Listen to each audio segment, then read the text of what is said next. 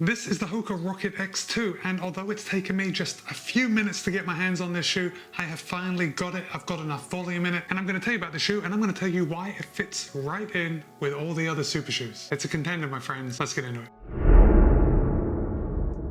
Let's start off with disclosures. HOKA was good enough to send me this shoe for the purpose of review. However, they are not going to get to see my thoughts before you do here on YouTube. Let's start off with price. Being a super shoe, you're not going to be surprised to hear that it will cost you $250. And that $250 price point has been totally normalized because a lot of other brands have shoes in that price bracket that are made for the same thing that the Rocket X2 is made for. And ultimately that's for racing. And I'll just put it right out there at the beginning that $250 is a good price for this shoe if you compare it to the competitors. And I'll explain why as we go through the video. HOKA puts out that the Rocket X2 has 36 in the heel, 31 in the forefoot for a 5mm drop. However, it's more like 40 in the heel and 35 in the forefoot because in those published measurements we are not including the insole and we're not including the outsole rubber. So we are right up on the max end of stack height, which is good because most of its competitors are also in the same ballpark. However, a 5mm drop or a long distance racing shoe isn't exactly normal, but we'll talk more about the drop and the ride in just a second. Now, I've already told you that I think that the HOKA Rocket X2 is well worth that $250. It's a very speedy shoe, it feels good, but perhaps most important is that this shoe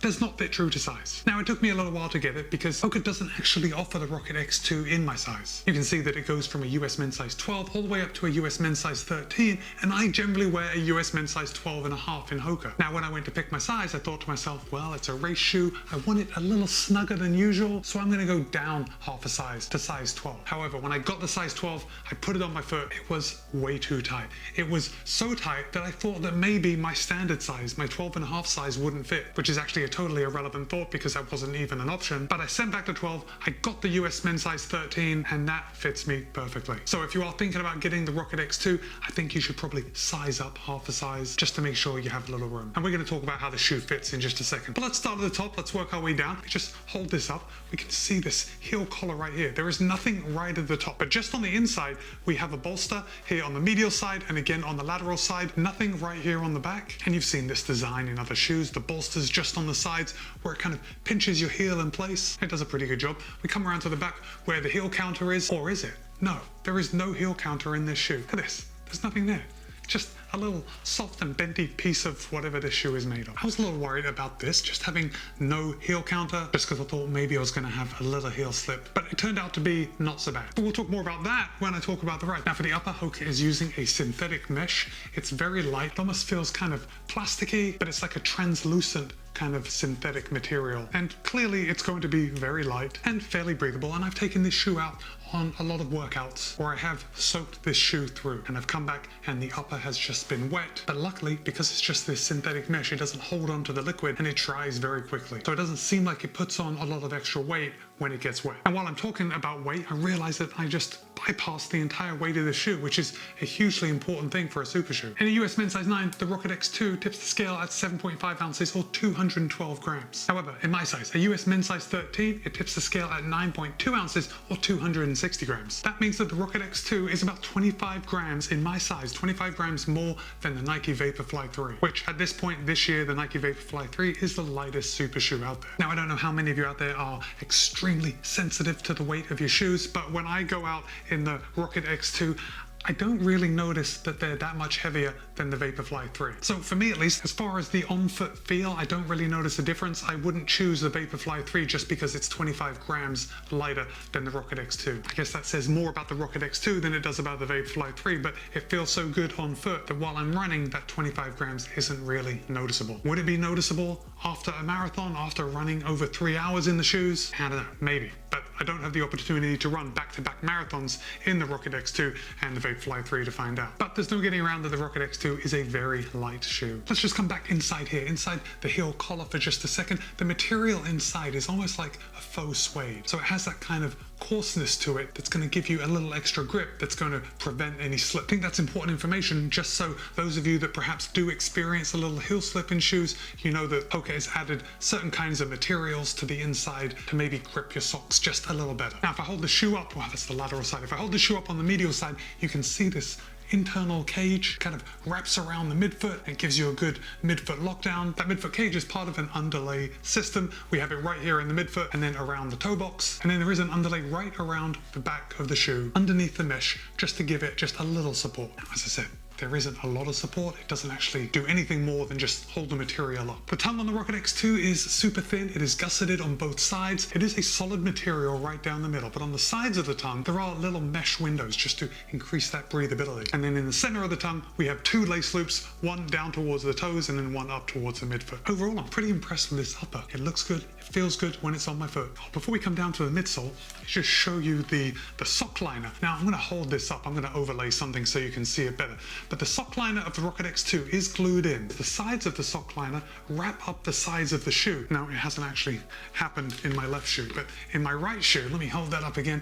You can, there it is. You can see that it's kind of bent over just a little bit. So when my foot has gone into the shoe, it's kind of clipped the edge of the sock liner, which has made it bend down, and now it's not bending back up. Now, the sock liner isn't glued all the way to the edge, so I think that's what I could possibly do. I could put a drop of glue in there just to hold the sock liner down on the edge, but over time, clearly, I have been stepping on the sock liner just a little bit as I put my foot in, and the sides have bent over. Now, to be totally honest, I haven't noticed this when I'm out running. It's not something I feel through my socks. I only look at it now when I'm thinking about how to describe the shoe and all its component parts. Okay, that's the top of the shoe. Now let's talk about the main part, the main thing that makes this a super shoe, and that's the midsole.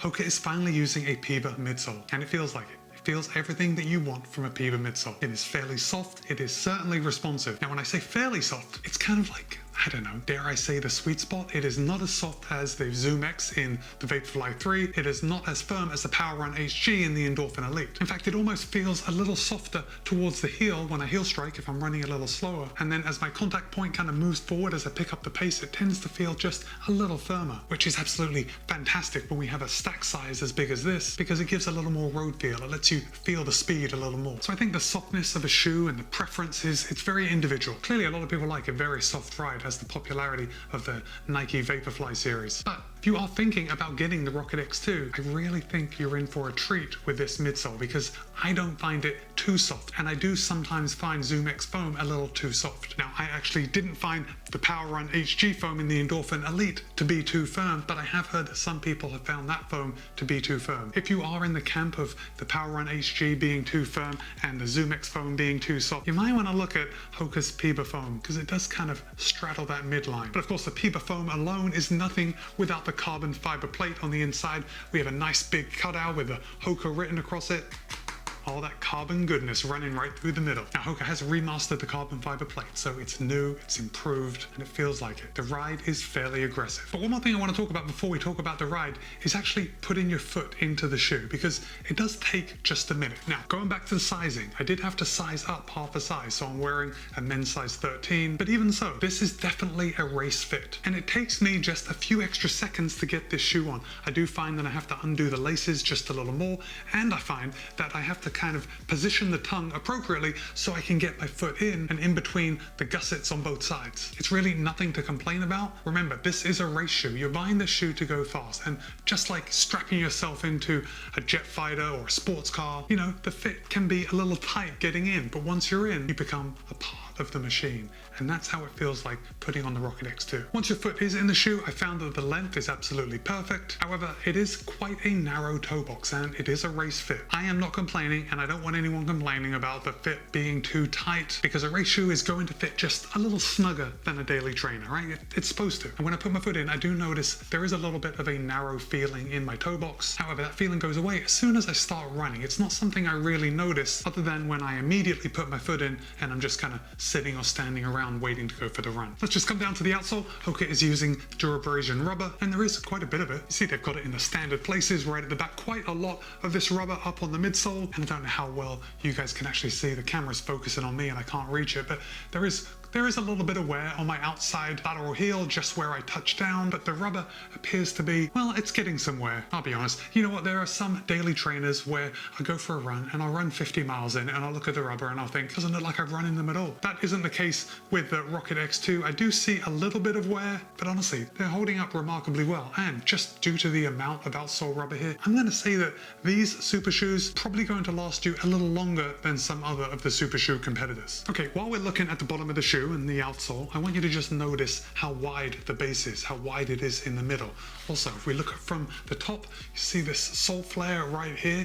These elements are going to create a lot of stability. And that stability is actually quite a refreshing feeling in a super shoe. I'm sure many of you have tested other super shoes and you know that, when you get this 40mm stack in the heel, they tend to be a bit wobbly, especially when you're going around corners. I found that the HOKA Rocket X2 to be the most stable of super shoes that I have tested, at least in my testing. I haven't raced in this shoe before I put out this video, but I have done a lot of workouts. I've done a lot of tempo runs, done a lot of intervals, done a lot of strides. I've done runs where I've gone out, I've run easy, I've been picking up the pace, I've been up and down curbs, I've been doing switchbacks, running down the road, turn around, coming back, and the stability has been, it's been nice. I haven't felt like my foot is going to roll off the top of the shoe. And I can't say that about all super shoes. Now, the ride is refreshing. It feels like a PIBA midsole, and this is going to be a surprise to no one, but the shoe feels better as you pick up the pace. But with that said, there are some other super shoes that perhaps don't feel good at a relatively easy pace. I'm looking at you, Wave Rebellion Pro. It's almost impossible to run slow in that shoe. Not so with the Rocket X2.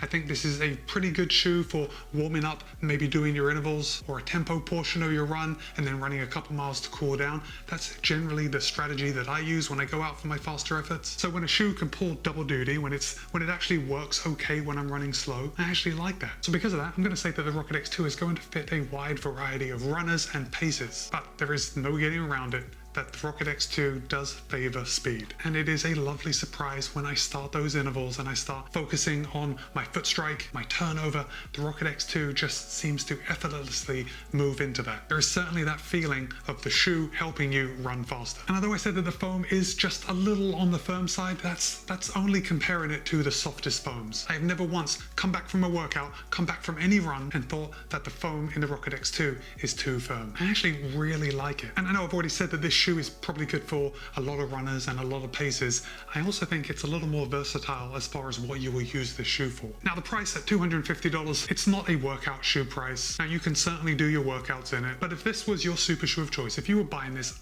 I would probably be saving this for race day. And I actually think it's going to work well for a 5K, a 10K, definitely a half marathon, and I would have no problem, no reservations whatsoever at taking this shoe up to the marathon distance. And remember, it is a 5mm drop. In my experience, I don't actually perform very well in a lower drop shoe. But I've got to say that I've had no issues with the Rocket X2. In fact, actually, most HOKAs fit me quite well, and I never have any issues like getting sore calves or Achilles issues when I run in any HOKA shoes. So if you do favor a higher drop shoe, I don't want you to steer away from the Rocket X2. I think it's definitely worth a look at. And I know that's just anecdotal experience, but you're probably watching this video because you are wondering about my anecdotal experience with this shoe. And yeah, it's a good shoe. I definitely feel comfortable recommending this shoe to you. And I'm looking forward to actually putting out a video comparing it to some other super shoes. So if there is a specific super shoe that you want compared to this shoe, let me know in the comments and I'll be happy to put one out for you. But with that, my name is Matt B. This has been my review of the HOKA Rocket X2. And if you have made it to this point in the video,